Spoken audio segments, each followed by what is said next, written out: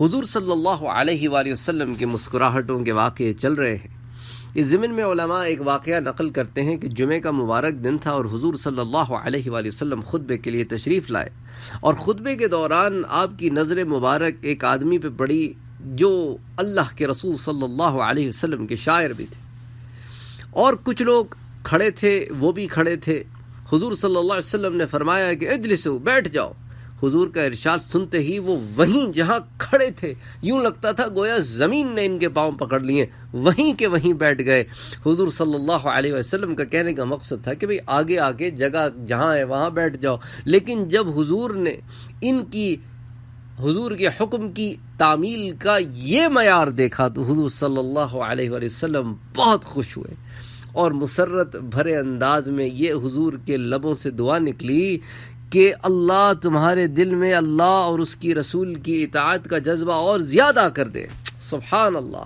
یہ خوش نصیب آدمی جن کے بارے میں حضور صلی اللہ علیہ وسلم نے ان کی اطاعت دیکھ کر یہ فرمان کیا، ان کا نام حضرت عبداللہ ابن رواحہ رضی اللہ تعالی عنہ۔ سبحان اللہ، سبحان اللہ! بہت ہی زیادہ عمدہ۔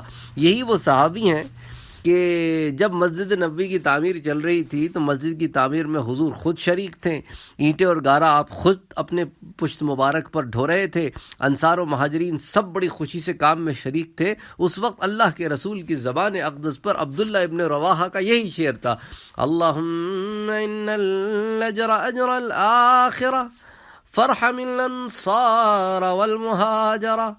اے میرے رب، اے اللہ، اجر تو فقط آخرت کا اجر ہے، تو انصار و مہاجرین پر رحم فرما۔ تو ارباب سیر کا بیان ہے کہ اللہ کے رسول صلی اللہ علیہ وآلہ وسلم حضرت عبداللہ بن رواحہ کے اشعار بڑی خوشی سے سنتے تھے۔ آپ کے اشعار مشرکین کی ہجو اور حضور کی مدح میں ہوتے تھے۔ حضرت عبداللہ نے اپنے ایک شعر میں حضور کی تعریف کرتے ہوئے اپنی محبت کا اظہار یوں کیا کہ اللہ کے رسول اگر آپ میں کھلی نشانیاں نہ بھی ہوتی پھر بھی آپ کا چہرہ انور رسالت کی خبر دینے کے لیے کافی تھا۔